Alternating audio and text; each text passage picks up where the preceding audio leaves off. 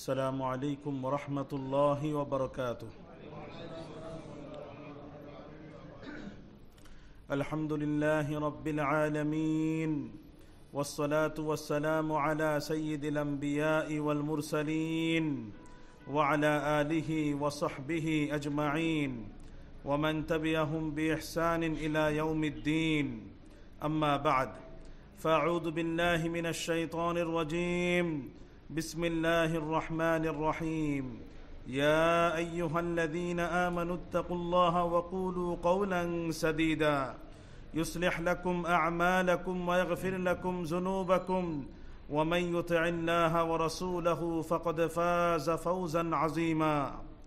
وقال تعالى: يا أيها الذين آمنوا اتقوا الله وكونوا مع الصادقين. وقال تعالى: يا أيها الذين آمنوا اتقوا الله ولتنظر نفس ما قدمت لغد واتقوا الله إن الله خبير بما تعملون. وقال رسول الله صلى الله عليه وسلم: لا يؤمن أحدكم حتى أكون أحب إليه من والده وولده والناس أجمعين. وقال عليه الصلاة والسلام: إن الإيمان قيد الفتك لا يفتك مؤمن. وقال عليه الصلاة والسلام: اللهم إني أسألك علما نافعا ورزقا طيبا وعملا متقبلا. وقال عليه الصلاة والسلام: اللهم إني أعوذ بك من علم لا ينفع ومن قلب لا يخشع ومن نفس لا تشبع ومن دعوة لا يستجاب لها أو كما قال عليه الصلاة والسلام. আলহামদুলিল্লাহ, আল্লাহ তাআলা শুকর, আল্লাহ তাআলার মেহেরবানি যে আল্লাহ তাআলা আমাদেরকে মাগরিবের নামাজ আদায় করার পরে একটি দ্বীনি মজলিসে রাসূল করিম সাল্লাল্লাহু আলাইহি ওয়াসাল্লামের হাদিস থেকে কিছু মুযাকারা করার জন্য একসাথে বসার তৌফিক দান করেছেন। আলহামদুলিল্লাহ। এমন যে কোনো মজলিস যেখানে দ্বীনি আলোচনা হয়, যেখানে কোরআন এবং সুন্নাহর মুযাকারা হয়, এই জাতীয় মজলিসে বসতে পারা বহুত বড় সাআদাত, বহুত বড় সৌভাগ্যের বিষয়, বহুত বড় ফজিলত এবং বহুত বড় মর্যাদার বিষয়। মুস্তাদরাকে হাকিমের হাদিস 311 নম্বর হাদিস, এবং ইমাম হাকিম রাহিমাহুল্লাহ এই হাদিসের সনদকে সহিহ বলেছেন। রাসূল করিম সাল্লাল্লাহু আলাইহি ওয়াসাল্লাম ইরশাদ করেন: মান রাহা ইলাল মসজিদ লা ইউরিদু ইল্লা আন ইয়াতাআল্লামা খায়রান আও ইউআল্লিমাহু কানা লাহু কাআজরি হাজ্জিন তাম্মাত হাজ্জাতুহু। হাদিসটার অর্থ হলো, আল্লাহ রাসূল সাল্লাল্লাহু আলাইহি ওয়াসাল্লাম বলেন, যে ব্যক্তি সন্ধ্যার সময় মসজিদে আসে, যে ব্যক্তি সন্ধ্যার সময় মসজিদে আসে এবং এই নিয়ত করে যে আজকে আমি কোনো একটা ভালো কথা শিখবো অথবা শিক্ষা দিব, দিনের কোনো একটা কথা শিখবো অথবা শিক্ষা দিব, এই নিয়তে যে সন্ধ্যার সময় মসজিদে আসে, আল্লাহ তাআলা তার জন্য তার আমল নামায় একটি পূর্ণ হজের সওয়াব লিখে দেন। এই জন্য আল্লাহ তাআলা আমাদেরকে এই দ্বীনি মজলিসে বসার তৌফিক দিয়েছেন। দিল থেকে শুকর আদায় করি আলহামদুলিল্লাহ। আল্লাহুম্মা মা আমসা বি মিন নি'মাহ আও বি আহাদিন মিন খালকিক ফামিনকা ওয়াহদাকা লা শারীকা লাক ফালাকাল হামদ ওয়া লাকাশ শুকর। আল্লাহ তাআলা সমগ্র মানব জাতির মধ্যে যেই মানুষকে, যেই ব্যক্তিকে আমাদের সকলের জন্য উসওয়া বানিয়েছেন, আদর্শ বানিয়েছেন, অনুসরণীয় এবং অনুকরণীয় বানিয়েছেন, তিনি হলেন আমাদের নবী মুহাম্মদুর রাসূলুল্লাহ সাল্লাল্লাহু আলাইহি ওয়াসাল্লাম। আল্লাহ ইরশাদ করেন সূরা আহজাব 21 নম্বর আয়াত: লাকাদ কানা লাকুম ফি রাসূলিল্লাহি উসওয়াতুন হাসানাহ, লাকাদ কানা লাকুম ফি রাসূলিল্লাহি উসওয়াতুন হাসানাহ। তোমাদের জন্য আল্লাহর রাসূলের মাঝে রয়েছে উত্তম আদর্শ, তোমাদের জন্য আল্লাহর রাসূলের মাঝে রয়েছে উত্তম আদর্শ। এবং আল্লাহ রাসূল যা দিয়েছেন সেটাকে আল্লাহ তাআলা আমাদের জন্য পালনীয় করে দিয়েছে, যেটা থেকে আল্লাহ রাসূল নিষেধ করেছেন সেটাকে আল্লাহ তাআলা আমাদের জন্য বর্জনীয় করে দিয়েছে। সূরাতুল হাসর 7 নম্বর আয়াত, আল্লাহ ইরশাদ করেন: ওয়ামা আতাকুমুর রাসূলু ফাখুযুহু ওয়ামা নাহাকুম আনহু ফান্তাহু। রাসূল তোমাদেরকে যা দেন সেটাকে গ্রহণ করো, যেটা থেকে তিনি নিষেধ করেন সেটা থেকে বিরত হয়ে যাও। যদি আমরা জীবনে সব ক্ষেত্রে আল্লাহ রাসূলের ইত্তেবা করি, অনুসরণ অনুকরণ করি, তাহলে আল্লাহ তাআলা আমাদের সাথে দুইটা ওয়াদা করেছেন। কয়টা ওয়াদা করেছেন? দুইটা। সূরা আল ইমরান 31 নম্বর আয়াত, আল্লাহ ইরশাদ করেন, কুল ইন কুনতুম তুহিব্বুনাল্লাহা ফাত্তাবিউনি ইউহিব্বুকুমুল্লাহ ওয়া ইয়াগফির লাকুম যুনুবাকুম ওয়াল্লাহু গফুরুর রহিম। হে নবী, আপনি বলে দিন, যদি আল্লাহকে ভালোবাসতে চাও তবে আমার ইত্তেবা করো, আমার অনুসরণ করো, তাহলে আল্লাহ তাআলাও তোমাদেরকে ভালোবাসবেন এবং তোমাদের গুনাহগুলিকে মাফ করে দিবেন। ওয়াল্লাহু গফুরুর রহিম, আল্লাহ তাআলা তো পরম ক্ষমাশীল, পরম দয়ালু। তো আমাদের এই দর্সে হাদিসের মাকসাদই হলোই যাতে আমরা জীবনের সব ক্ষেত্রে, সর্ববিষয়, সর্ব অঙ্গনে আমরা আল্লাহ রাসূল সাল্লাল্লাহু আলাইহি ওয়াসাল্লামের ইত্তেবা করতে পারি, অনুসরণ অনুকরণ করতে পারি। আল্লাহ আমাদের সবাইকে আমল করার তৌফিক দান করেন। আজকে একটি গুরুত্বপূর্ণ বিষয় নিয়ে আলোচনা করব ইনশাআল্লাহ। আজকে আমাদের আলোচ্য বিষয় হলো গুপ্ত হত্যা ইসলাম কি বলে। গুপ্ত হত্যা ইসলাম কি বলে। আমরা জানি বর্তমানে আমাদের দেশে হঠাৎ করে গুপ্ত হত্যা বেড়ে গেছে অনেক, আমরা সবাই জানি। বিশেষ করে এই যে আমরা আজকে দেখলাম গতকালকে চাঁদপুরের মধ্যে একটা জাহাজের মধ্যে ৬-৭ জনের লাশ পাওয়া গিয়েছে, রক্তাক্ত, 7 জনের লাশ পাওয়া গিয়েছে, ক্ষত বিক্ষত অবস্থায় তাদেরকে পাওয়া গিয়েছে। এখনো পর্যন্ত কে মারলো, কারা মারলো, এখন পর্যন্ত আমি যতদূর জানি এখনো বের হয় নাই। এছাড়াও ইদানিংকালে বিভিন্ন ছাত্রদের উপরও বিভিন্ন জায়গায় হামলা হচ্ছে, আক্রমণ হচ্ছে, বেশ কিছু হত্যাকাণ্ডের ঘটনাও ঘটেছে। এগুলো অত্যন্ত বেদনাদায়ক, অত্যন্ত দুঃখজনক। আবার আরেকটা হলো লজ্জাজনক। কিছু হলো বেদনাদায়ক, দুঃখজনক, আর আরেকটা বেদনা এবং দুঃখের সাথে লজ্জাজনক, যে আল্লাহর কিছু বান্দা যাদেরকে বাহ্যত মনে হয় তারা দিনই কাজ করেন, দিনের দিকে ডাকেন, দিনের দিকে আহ্বান করেন, এরকম কিছু ব্যক্তির হাতেও দেখা গিয়েছে 4 জন মানুষের মৃত্যুর খবর পাওয়া গিয়েছে। তো বোঝা গেল যে এই যে বিষয়গুলো যেগুলো ঘটছে, যেই ঘটনাগুলো আমাদের দেশে ঘটেছে, এগুলো দ্বারা প্রমাণ হচ্ছে, যেটা প্রথম যে বিষয় প্রমাণ হচ্ছে যে আসলে আমরা মুসলমান এবং মুমিন হইতে পারিনি। মুসলমান এবং মুমিন আমরা হতে পারি নাই। হয়তো আমার দাড়ি আছে, হয়তো আমার টুপি আছে, হয়তো আমার পাগড়ি আছে, হইতে পারে হয়তো আমি নামাজও পড়ি, কিছু হয়তো নফল আমলও করি, কিন্তু আসলে একজন মুমিন এবং মুসলমান যেমন হওয়া দরকার সেটা আসলে আমরা হতে পারি নাই। এটা আমরা হতে পারি নাই। কারণ রাসূল করিম সাল্লাল্লাহু আলাইহি ওয়াসাল্লামের হাদিস যদি দেখি, আল্লাহ রাসূলের শিক্ষা যদি আমরা দেখি, নির্দেশনা যদি আমরা দেখি, আর সেটার সাথে যদি বাস্তব জীবন আমরা তাকাই, তাহলে দেখা যাবে আসলে মুমিন এবং মুসলমানের সিফত আমাদের মধ্যে এখনো আসে নাই, এখনো আমাদের মধ্যে আসে নাই। এই যে আকস্মিক আক্রমণ করা, গুপ্ত হত্যা করা, এটাকে আরবিতে বলে আল ফাতকু। আল ফাতকু মানে গুপ্ত হত্যা করা, আকস্মিক কারো উপর আক্রমণ করে কাউকে মেরে ফেলা, এটাকে আরবিতে কি বলে? আল ফাতকু। রাসূল করিম সাল্লাল্লাহু আলাইহি ওয়াসাল্লাম কত হাদিসে যে এটাকে নিষেধ করেছেন, বারণ করেছেন।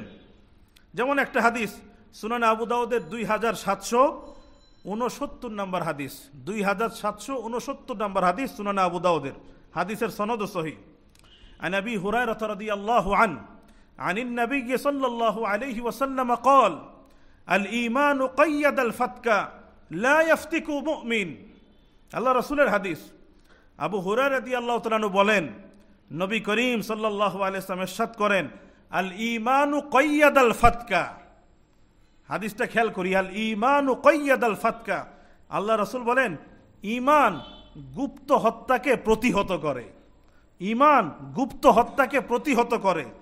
লা ইয়াফতিকু মুমিন, যার মধ্যে ঈমান আছে, যার মধ্যে ঈমান আছে, সে কখনো গুপ্ত হত্যা ঘটাতে পারে না, সে কাউকে গুপ্ত হত্যা করতে পারে না।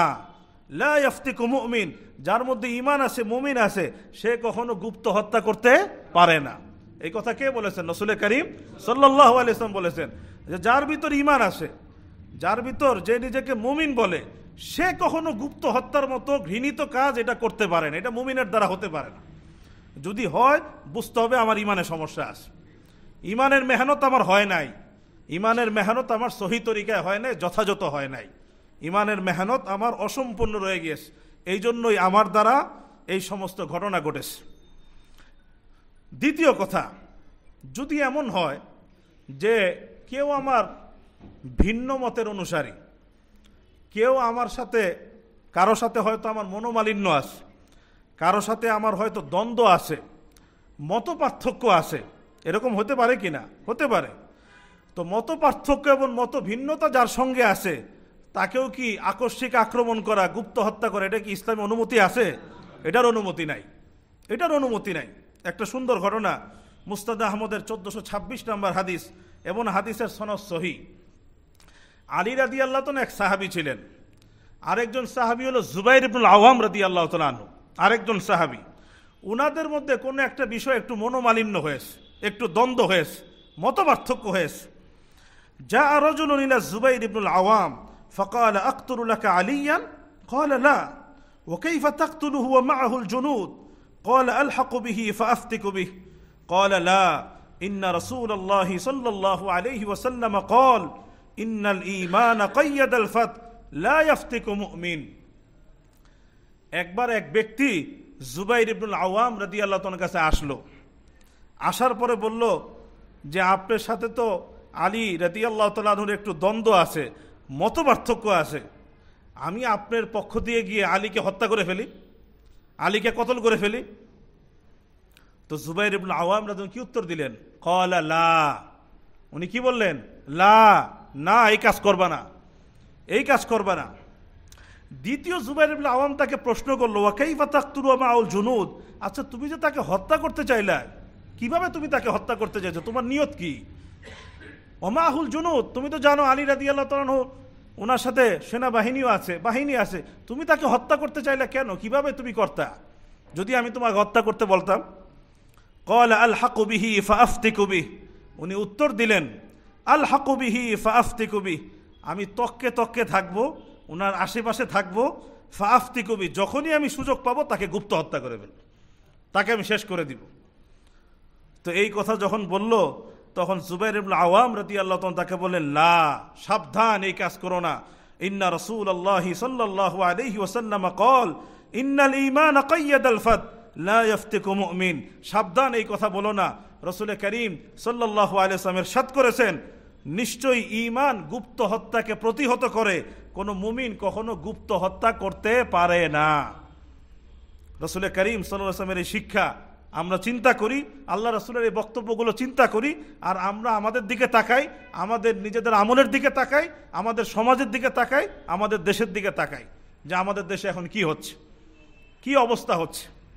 আল্লাহ তাআলা যেন আমাদেরকে সবাইকে ইসলাহ হয়ে, সংশোধন হয়ে আল্লাহর দিকে ফিরে আসার তৌফিক দান করে।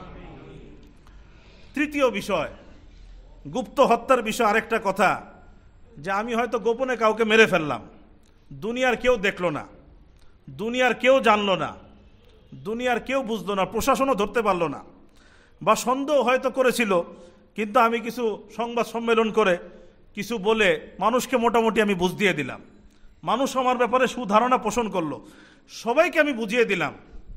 আচ্ছা, আমি যদি দুনিয়ার সবাইকেও বুঝাই, আল্লাহ কি বুঝে ফেলবেন?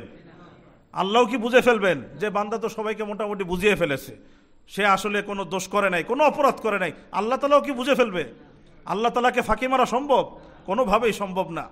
রাসূল করিম সাল্লাল্লাহু আলাইহি ওয়াসাল্লাম একটা হাদিস, আল মুআজামুল কাবীর তাবারানির হাদিস, নুরউদ্দিন হাইসামি মাজমাউজ জাওয়ায়েদের 7 নম্বর খণ্ডের 297 নম্বর পৃষ্ঠায় হাদিস কেনেছেন, বলেছেন রিজালুহু রিজালুস সহিহ, এই হাদিসের রাবীরা সবাই সহিহ হাদিসের রাবী। ঘটনাটা কি? ইবনে আব্বাস রাদিয়াল্লাহু তাআলা বলেন, কুতিলা কাতিলুন আলা আহদি রাসূলিল্লাহি সাল্লাল্লাহু আলাইহি ওয়াসাল্লাম লা ইউলামু কাতিলুহু ফাসাইদা রাসূলুল্লাহ আল মিম্বার ওয়া ক্বাল কাইফা ইউকতালু কাতিলুন ওয়া আনা বাইনা আযহুরিকুম লা ইউলামু কাতিলুহু। একবার আল্লাহ রাসূলের যুগে এক লোককে হত্যা করা হলো, এক লোককে মেরে ফেলা হলো, লা ইউলামু কাতিলুহু, কে তাকে হত্যা করেছে কেউ জানে না, কে তাকে হত্যা করেছে কেউ দেখে নাই। তখন আল্লাহ রাসূল মিম্বরে উঠলেন, মিম্বরে আরোহণ করে বললেন, ইয়া আইয়ুহান নাস কাইফা ইউকতালু কাতিল ওয়া আনা বাইনা আযহুরিকুম লা ইউলামু কাতিলুহু, হে লোক সকল, আমি এখনো তোমাদের মধ্যে আছি, আমি এখনো তোমাদের মধ্যে আছি, অথচ তোমাদের মধ্যে একজন মানুষকে হত্যা করা হলো, আর তাকে কে হত্যা করেছে জানা যাচ্ছে না, কে তাকে হত্যা করছে বোঝা যাচ্ছে না। শুনে রাখো, যদি কেউ জানতে নাও পারে, কেউ যদি ধরতে নাও পারে, কেউ যদি বুঝতে নাও পারে, শুনো, লাউ আন্না আহলাস সামাওয়াতি ওয়াল আরদ ইজতামাউ আলা কতলি রাজুলিন মুসলিম লাআযাবাহুমুল্লাহু বিলা আদাদিন ওয়ালা হিসাব। শুনে রাখো, যদি সমস্ত আসমানের অধিবাসী, সমস্ত জমিনের অধিবাসী যদি এক হয়ে, একত্রিত হয়ে কোনো একজন মুসলমানকে হত্যা করে, কোনো একজন মুসলমানকে হত্যা করে, আল্লাহ তাআলা হিসাব ছাড়া, কোনো গণনা ছাড়া তাদের সবাইকে জাহান্নামের আযাবে গ্রেফতার করবেন। লাআযাবাহুমুল্লাহ, আল্লাহ সবাইকে আযাবে গ্রেফতার করবেন, বিলা আদাদিন ওয়ালা হিসাব, আল্লাহ কোনো গণনাও করবেন না, কোনো হিসাবও নেবেন না। যদি পুরো আসমান জমিনের সবাইকে শাস্তি দেওয়া লাগে, আল্লাহ সবাইকে শাস্তি দিবেন, সবাইকে শাস্তি দিবেন। এই জন্য যদি এই সমস্ত জুলুম, হত্যাকাণ্ড, রক্তপাত করে মানুষের কাছে যদি আমি ভালো হয়ে যাই, মানুষকে আমি বুঝ দিয়েও দেই, আল্লাহ সুবহানাহু ওয়া তাআলা কিন্তু ঠিকই দেখেছে, আল্লাহ তাআলা কিন্তু সবই জানেন, আল্লাহ তাআলা কিন্তু সবই দেখেছেন। এই জন্য আল্লাহর কাছে কিন্তু আমার পার পাওয়া যাবে না। এই জন্য এই জাতীয় কাজ তো করবই না। যদি কারো দ্বারা এরকম কাজ হয়ে থাকে, তাহলে ইয়ের মধ্যে নির্জনে আল্লাহ তাআলার কাছে সাফ হওয়ার চেষ্টা করি এবং নিজের আমলকে সংশোধন করে নিজেকে পরিবর্তন করার চেষ্টা করি। আল্লাহ আমাদের সবাইকে আমল করার তৌফিক দান করেন। তৃতীয় আরেকটা বিষয়, এই অংশটুকু খুব গুরুত্বপূর্ণ, এটা বলে শেষ করে দেবো ইনশাআল্লাহ। আমাদের দেশে অনেক রাজনৈতিক দল আছে, আবার অনেক ধর্মীয় দল আছে না? এরকম অনেক রাজনৈতিক দল, অনেক ধর্মীয় দল, এগুলো আমাদের দেশে আছে। তো আমাদের রাজনৈতিক দল অনেককে ভালো লাগে, অনেক ধর্মীয় দলকে আমাদের ভালো লাগে, আমরা সমর্থন করি, তাদের সঙ্গে থাকি, তাদের পাশে থাকার চেষ্টা করি। কে কোন দল করবে, কে কোন দলে যাবে, সেটা আমি বলছি না, সেটা আমি বলছি না। যেই কথাটা খুব গুরুত্বপূর্ণ সেটা হলো আল্লাহ এবং তার রাসূল আমাদেরকে একটা মানদণ্ড দিয়েছে, মাপকাঠি দিয়েছেন, যে এই মানদণ্ডে, এই মাপকাঠির আলোকে তুমি সাহায্য করবা, নতুবা সাহায্য করবা না। কোরআনুল কারিমে আল্লাহ বলেছেন, সূরাতুল মায়েদা 2 নম্বর আয়াত, ওয়া তাআওয়ানু আলাল বিররি ওয়াত তাকওয়া ওয়া লা তাআওয়ানু আলাল ইসমি ওয়াল উদওয়ান। তোমরা পুণ্যের কাজে, তাকওয়ার কাজে একে অপরকে সাহায্য করো, কিন্তু গুনাহের কাজে এবং জুলুমের ক্ষেত্রে একে অপরকে সাহায্য করো না। এই কথা কে বলেছেন? স্বয়ং আল্লাহ সুবহানাহু ওয়া তাআলা বলেছেন, পুণ্যের কাজে, তাকওয়ার কাজে একে অপরকে সাহায্য করো, কিন্তু গুনাহের কাজে এবং জুলুমের ক্ষেত্রে একে অপরকে সাহায্য করো না। যদি ভালো কাজ হয়, তাকওয়ার কাজ হয়, আমি সাহায্য করব, কিন্তু যদি গুনার কাজ হয় সেই ক্ষেত্রে সাহায্য করব। যদি কেউ জুলুম করে আমি তাকে সাহায্য করব, সেই ক্ষেত্রে সাহায্য করব না। আল্লাহ নিষেধ করেছে, আল্লাহ আমাকে নিষেধ করেছে। এই জন্য আমি যেই দল সাপোর্ট করি, যেই দল আমি সমর্থন করি, যদি আমি তাকে দেখি সে একটা হারামে লিপ্ত হচ্ছে, একটা গুনাহে লিপ্ত হচ্ছে, বা আরেকজনের উপর জুলুম করছে, এই ক্ষেত্রে কি আমি তাকে সমর্থন দিব, তাকে সাহায্য করব না সাহায্য করা থেকে বিরত থাকবো? বিরত থাকবো। এটা কে বলেছেন? স্বয়ং আল্লাহ সুবহানাহু ওয়া তাআলা বলেছেন, আল্লাহ রাসূল তো বহুত হাদিসে বলেছেন। এবং এমনভাবে আল্লাহ এবং তার রাসূল এই জিনিসটা সাহাবাদের অন্তরে বসিয়ে দিয়েছিলেন যে একবার রাসূল করিম সাল্লাল্লাহু আলাইহি ওয়াসাল্লাম সাহাবাদেরকে বললেন, সহিহ বুখারীর 2444 নম্বর হাদিস, উনসুর আখাকা যালিমান আও মাজলুমা, তুমি তোমার ভাইকে সাহায্য করো, জালেম হলেও সাহায্য করো, মজলুম হলেও সাহায্য করো, জালেম হলেও সাহায্য করো, মজলুম হলেও সাহায্য করো। আল্লাহ রাসূল এই কথা বললেন, জালেম হলেও সাহায্য করো, মজলুম হলেও সাহায্য করো। তো স্বাভাবিকভাবে এই কথাটা যখন শুনলাম, শোনার পরে একটা এশকাল হয় কি হয় না, আপত্তি হয় কিনা, যে জালেম হলে তো সাহায্য, মজলুম হলে তো সাহায্য করবো বুঝলাম, জালেম হলে আবার কিভাবে সাহায্য করবো, এটা শুনতে একটু এশকাল লাগে কিনা। তো সাহাবায়ে কেরামের মধ্যেও আপত্তি এসেছে। ওনারা বললেন, হাদা নানসুরুহু মাজলুমান ফাকাইফা নানজুরুহু জালিমা। ইয়া আল্লাহর রাসূল, মাজলুমকে সাহায্য করব এই কথা তো বুঝলাম, জালেমকে কিভাবে সাহায্য করব? এমনভাবে সাহাবাদেরকে আল্লাহ রাসূল তরবিয়ত করেছিলেন, উনারা পর্যন্ত আল্লাহ রাসূলকে প্রশ্ন করেছেন, ইয়া আল্লাহর রাসূল, জালেমকে আবার কিভাবে সাহায্য করব? মজলুমের বিষয়টা তো বুঝলাম, জালেমকে আবার কিভাবে সাহায্য করব? তখন আল্লাহ রাসূল বললেন, আনতা আখুযা ফাওকা ইয়াদাই, আনতা আখুযা ফাওকা ইয়াদাই, তোমার ভাই যদি জুলুম করে, জালেম হয়, তাহলে তার 2 হাত চেপে ধরো, যাতে সে জুলুম করতে না পারে। এটাই হলো তোমার ভাইকে সাহায্য করা। এটাই হলো তোমার ভাইকে সাহায্য করা। তোমার ভাই যদি জুলুম করে তাহলে তাকে জুলুম করতে দিও না, তার দুই হাত চেপে ধরো, এটাই হলো তাকে সাহায্য করা। কারণ সে যদি আজকে জুলুম করে, জালেম হয়, তাহলে কি হবে? এটার পরিণতি জাহান্নাম। তো আমি যখন তাকে জুলুম থেকে বিরত রাখলাম, তাকে আমি জাহান্নাম থেকে হেফাজত করলাম। সুতরাং আমি কি করলাম? তাকে সাহায্য করলাম। এটাই হলো তোমার ভাইকে জালেম হলো সাহায্য করা, এটার অর্থ। এই জন্য কমপক্ষে আমাদের মধ্যে এতটুকু অনুভূতি থাকা উচিত, এতটুকু বুঝ থাকা উচিত যে আমি যাকে সমর্থন করি, যেই দলকে সমর্থন করি, সে যদি কোনো হারাম এবং গুনাহের কাজ এবং জুলুমের কাজে লিপ্ত হয়, সেই ক্ষেত্রে আমি তাকে সাহায্য তো করবই না, বরং আমি সেই জুলুম থেকে তাকে বিরত রাখার চেষ্টা করব। এই কাজটা তো আমরা করতে পারি ইনশাআল্লাহ। এই কাজটাও যদি আমরা করতে পারি, এই কাজটাও যদি আমরা করতে পারি, তাহলে দেখা যাবে অনেক জুলুম, অনেক রক্তপাত, এগুলো থেকে আমরাও বেঁচে থাকতে পারবো, আমাদের সমাজটাও মুক্ত থাকতে পারবে। আল্লাহ আমাদের সবাইকে আমল করার তৌফিক দান করেন। তৃতীয় আরেকটা বিষয়, যে আমি জুলুম করলাম, আরেকজনকে মেরে ফেললাম, একটা তো হলো নিজের ইচ্ছায়, আর আরেকটা হলো যে আমি যাকে মানি, আমি যাকে অনুসরণ করি। যেমন আমাদের রাজনৈতিক ভাষা হলো নেতা, আর ধর্মীয় ভাষা হলো আমির। রাজনৈতিক ভাষা হলো নেতা, আর ধর্মীয় ভাষা হলো কি? আমির। আমার আমির আমাকে বলল, বা আমার নেতা আমাকে বলল অমুককে মার, বা অমুক জায়গায় হামলা কর।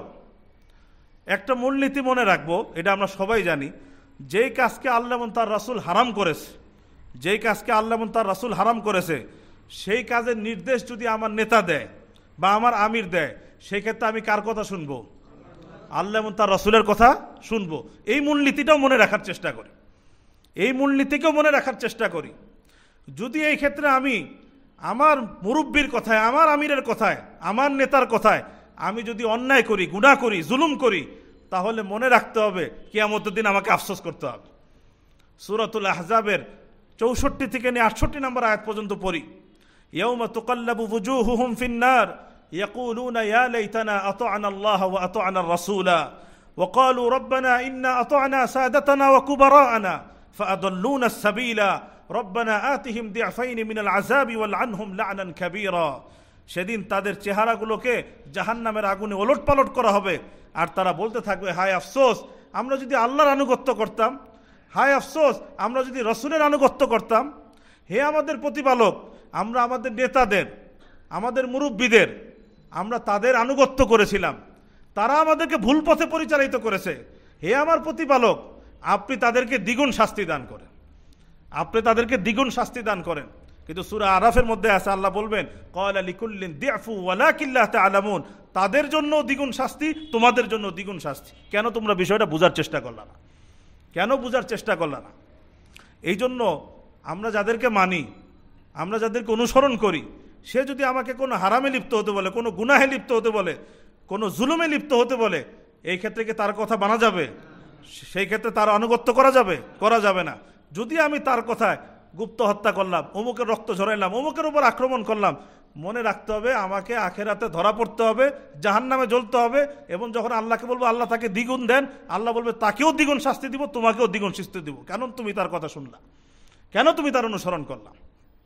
এই জন্য এই জায়গাগুলো, এই মূলনীতিগুলো আমরা বোঝার চেষ্টা করি, উপলব্ধি করার চেষ্টা করি, এবং বাস্তব জীবন অনুকরণ করার চেষ্টা করি। তো আজকে 3টা বিষয় বললাম। 1 নাম্বার, আমাদের মধ্যে যদি ঈমান থাকে, তাহলে আমাদের দ্বারা এই গুপ্ত হত্যা এগুলো হতে পারে না। এটা হতে পারে, এটা মুমিনের কাজ, এটা হতেই পারে না। লা ইয়াফতিক মুমিন, আল্লাহ রাসূল বলেছে কোনো মুমিন গুপ্ত হত্যা করতে পারে না। এটা কোনো মুমিনের দ্বারা হতে পারে না। যদি আমার দ্বারা হয়, বুঝতে হবে আমার ঈমানের অসম্পূর্ণ আছে, ঈমানের মধ্যে সমস্যা আছে, ঈমানের মেহাদত যথাযথ হয় নাই। দ্বিতীয় হলো, যদি কারোর সাথে আমার ভিন্ন মত থাকে, দ্বন্দ্ব থাকে, তাকে মেরে ফেলা, তার শরীর থেকে রক্ত ঝরানো, অনুমতি আছে? অনুমতি নাই, এটা থেকেও বিরত থাকবো। তৃতীয় হলো, যে বিষয়টা বললাম, গুনাহ এবং জুলুমের ক্ষেত্রে কারো সাহায্য করব না, সহযোগিতা করব না। পুণ্যের কাজে এবং তাকওয়ার কাজে সহযোগিতা করার চেষ্টা করব, গুনাহের কাজে এবং জুলুমের কাজে কাউকে সাহায্য করব না। এটা আল্লাহ এবং তার রাসূল নিষেধ করেছেন। আমার দল যদি কোনো এরকম ভুল করে, আমি তো তাকে সাহায্য করবই না, বরং তার হাত চেপে ধরবো যাতে সে জুলুম করতে না পারে। চতুর্থ বললাম, যেটা আমরা যাদেরকে নেতা মানি, যাদেরকে আমির মানি, যাদেরকে মুরব্বী মানি, যাদেরকে পীর মানি, তারা যদি আমাদেরকে এমন কাজের নির্দেশ দেয় যেটা শরীয়তের খেলাফ, আল্লাহ এবং তার রাসূলের বিধান পরিপন্থী, তাহলে সেই ক্ষেত্রে কার কথা শুনবো? আল্লাহ এবং তার রসুলের কথা শুনবো। সেই ক্ষেত্রে যদি আল্লাহ এবং তার রসুলকে বাদ দিয়ে ওনাদের কথা শুনি, তাহলে আখিরাতে আমাকে গ্রেফতার হইতে হবে, জাহান্নামে জ্বলতে হবে, তাদের মতো আমাকেও দ্বিগুণ শাস্তি পেতে হবে। আল্লাহ যে কথাগুলো বলা হলো আমাদের সবাইকে বোঝার এবং আমল করার তৌফিক দান করেন। ওয়া আখিরু দাওয়ানা আনিল হামদুলিল্লাহি রাব্বিল আলামিন।